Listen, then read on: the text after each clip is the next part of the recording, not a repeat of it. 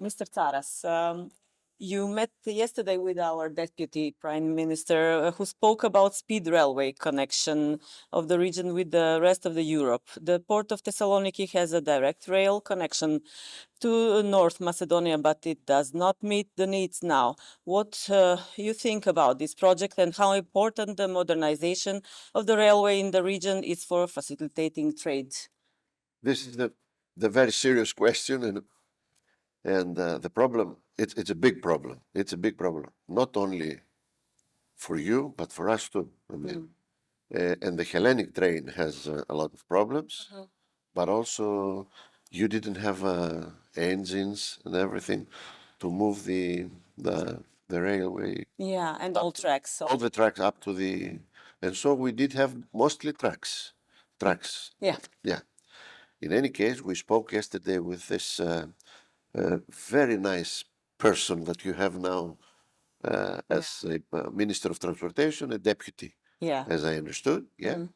And we discussed the alternative ways to do things together in order to have a better infrastructure, first of all, and of course, more effectively to facilitate all the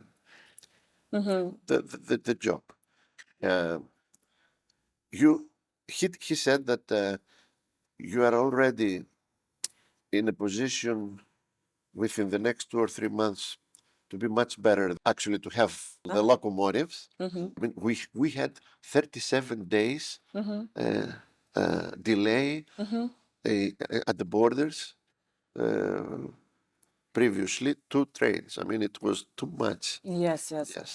In any case, we believe that definitely we will have better trains within the next 6 months, either from our side and from your side, and because our clients, which are common clients, they want to have more trains to move the cargo from here to there.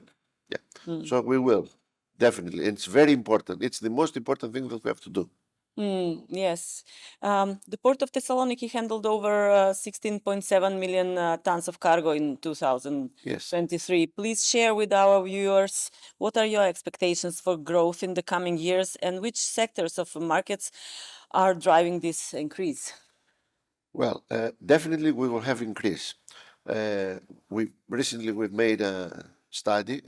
We have usually every 2 years new marketing studies to see, depending upon the GPT of the countries around, the small wars that we have here and there, to see. So we see that we will have a constant increase of volumes around between 3 and 5% annually. Actually, 4%, I would say, annually. Now, the sectors, of course, is the container sector, where almost all goods now are coming through containers.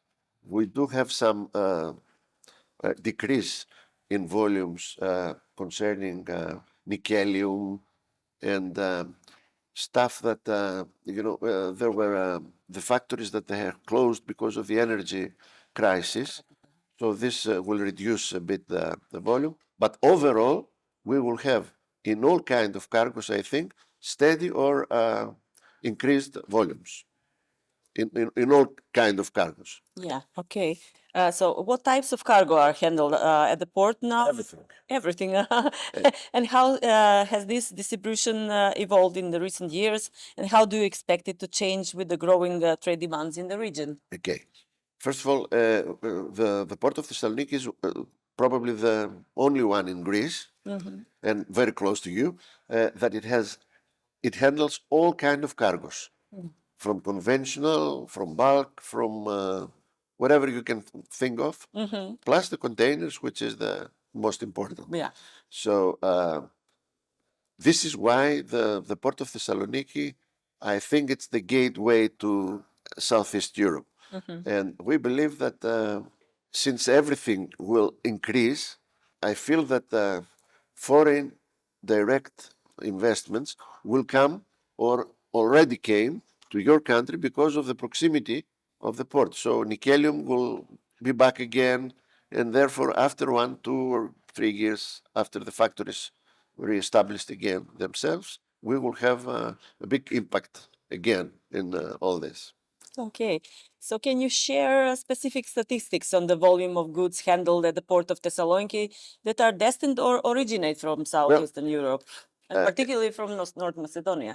This is difficult to say because we are listed in stock exchange, and usually they don't allow us to give, but roughly Exact numbers, yeah, the exact numbers. But roughly, I would say that approximately for the containers, we are approximately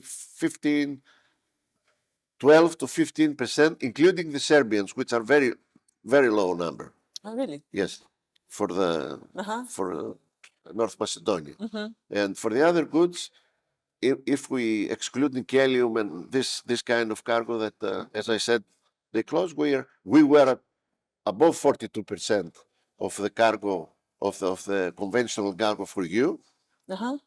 But now we are down to 27, 25 because of the Nicelium and these products that I said that the factories are closed. But hopefully, I believe that in 2 or 3 years we will have again increased in the volumes. Okay, so in your view, how has the role of Port of Thessaloniki evolved in the 21st century, and what is the importance of international trade, particularly for the region? Well, since the ancient years, the Port of Thessaloniki, because of the very good geographical position, it plays an important role. So the 21st century, since the trade increased, since the GDP of all countries here in Balkans, they have increased a bit, and they show that we will go better, all of us. Okay, definitely played a very big role, and it continues to play, and we will continue to play a regional. Will become a regional hub. If it is not, it will be, because we do have all warehouses. We have a complete logistics. Yes. To help all the dry ports that like you or Serbians or even one part of Bulgaria. Okay, so we will be Yes. much better. Okay, so what could be modalities for promoting trade and increasing benefits for North Macedonian companies through the establishment of free economic zone for our operators, perhaps? Yes, of course. I mean, this is again very big thing, as the intermodal thing that you have said in the first question. The free zone is also very important because it reduces or diminishes the custom procedures. Yes. And plus helps us to check all the cargos and the goods before they get into the chain. Yes. To see if we have, for example, bad things as concerning the customs before it goes to the chain. So definitely it's a